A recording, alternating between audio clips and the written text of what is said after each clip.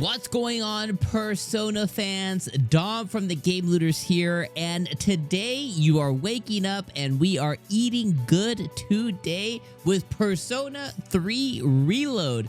Yes, that's right. Persona 3 Reload has officially dropped as far as reviews go. The review embargo is up, meaning that reviews are flooding in. Now, me personally, I didn't get a review code this round. You know, just is what it is. The Atlas gods were in kind upon me.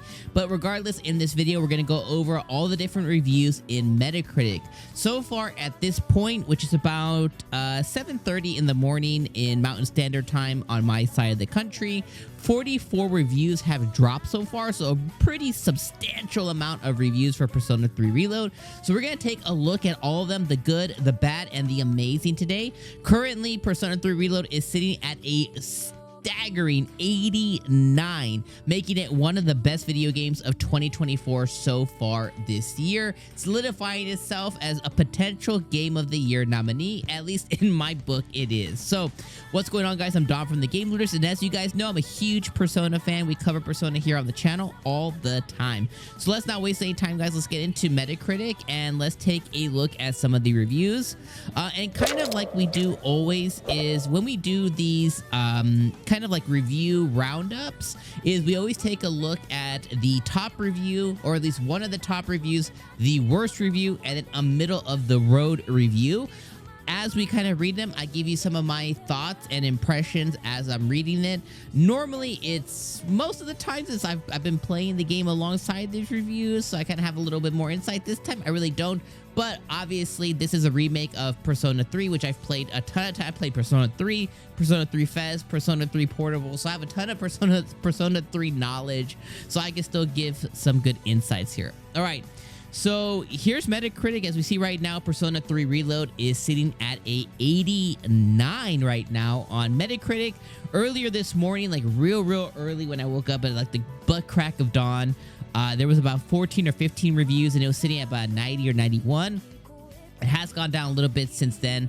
So in looking at some of these reviews here, there's a bunch of different ones. 90 from Digital Trend, Game Reactor, never heard of them, Area. Oh, I think this is a Spanish site, Area Jugones. This one looks like a 95 from them over there. So lots of different websites here. The only one that really stands out to me is Digital Trends. But hey, no shame. Most people don't know who we are here, so that's completely okay. So we're going to take a look at some of these reviews here. Like I said, we're going to be looking at some of these really good ones. And then it looks like the worst review on the site so far is sitting at an 80. Sports Illustrated, MGG, IGN Spain, The Gamer. So we'll pick up an 80. Actually, you know what? Let's go ahead. Let's swap it up. Normally, I go best to worst to middle. This time, let's go worst to best to middle, just so we can see that disparity between the two. So let's kind of look at one of these ones. So I mean, IGN, let's go with The Gamer, right? I mean, nothing's more solidified in gaming than The Gamer. All right, so The Gamer gave it an 80.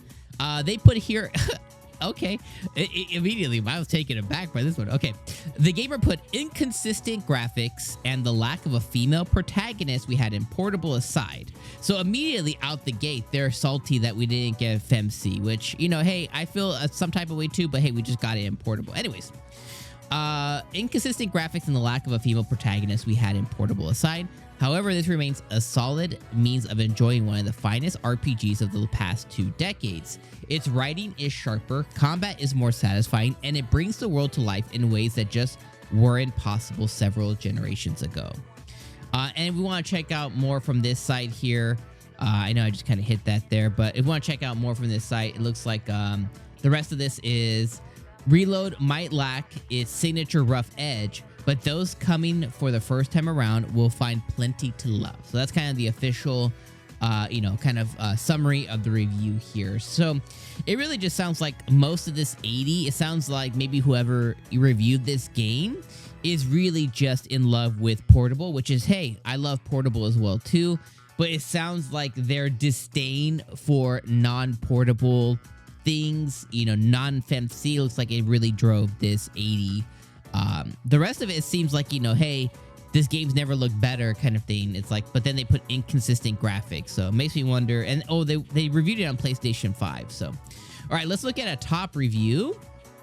Let's see. We have GG Recon. Never heard of them. Digitally downloaded PlayStation Universe.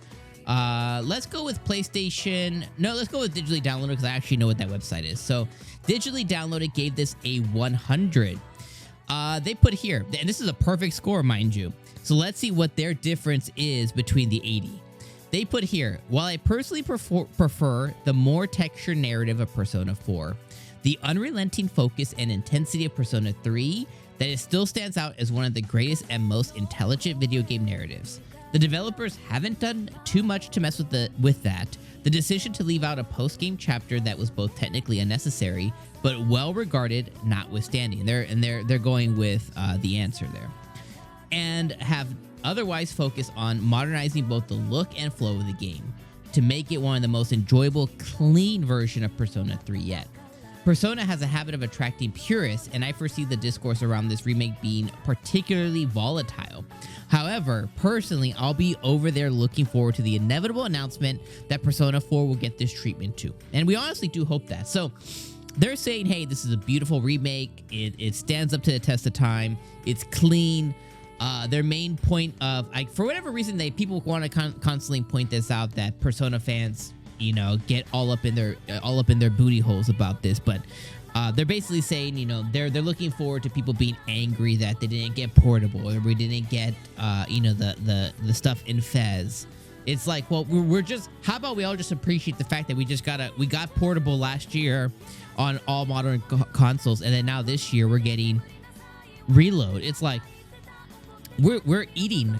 I mean, you can agree with me, right? Like, we're eating the best over here. So that's them. Let's look at a middle of the road kind of one, like kind of, so the bottom of the barrel is 80, top of the barrel is 100. So I think a 90 would probably be like right there, maybe 85 or 90.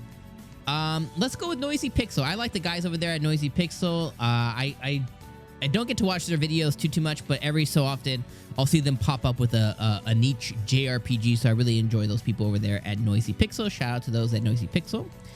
So they put here, and they gave it an 85. So right in the middle between, you know, an 80 and 100, right at 85. The middle would really be 90, but 85 is like a middle of the road, 8.5 out of 10 type of review.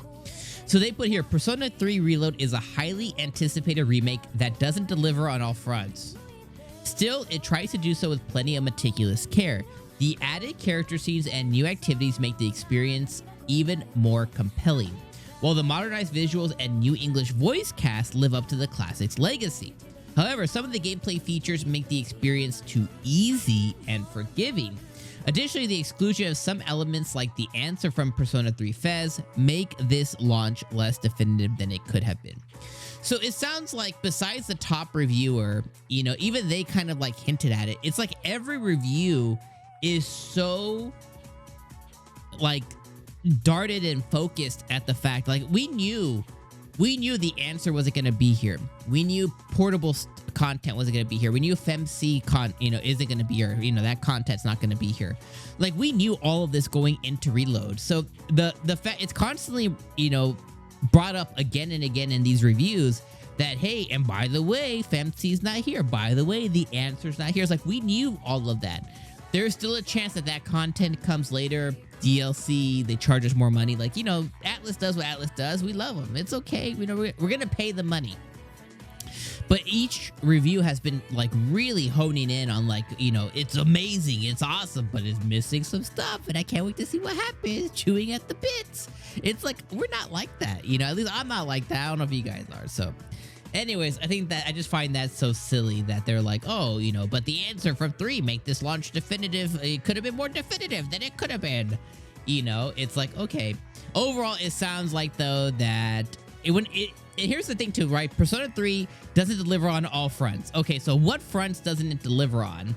And it basically just says, you know, some of the game it might be a little too easy and forgiving, which I think is completely okay. If you guys have slogged your life away in Tartarus and you've just mindlessly been, you know, going through Tartarus, sometimes you die for stupid ass reasons. So for it to be forgiving sometimes, and you don't have to redo, like when was the last time I saved? Oh shit, I just lost 6 hours of Tartarus time or something.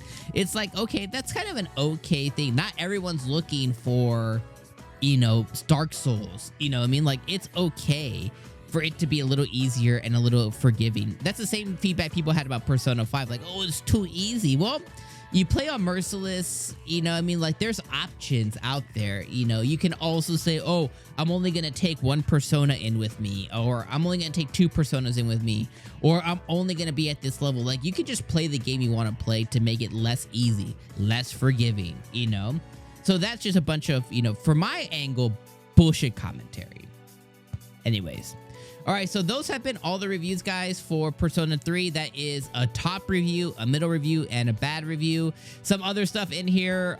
Look at this right here. You sort of think that, you know, the second and third versions of the game appear. This is probably the best, and yet somehow this isn't the case. Persona 3 Reload is the best version. Persona 3 Reload is the epitome of what developers should be striving for. Like, tons of really good nuggets here to kind of go look through and seek your teeth into here over at Metacritic, my friends. Right now, sitting at 89, marking it as one of the best games of the year. What do you guys think about all these different reviews? Let me know in the comments down below. Is this day one? Are you waiting for a sale?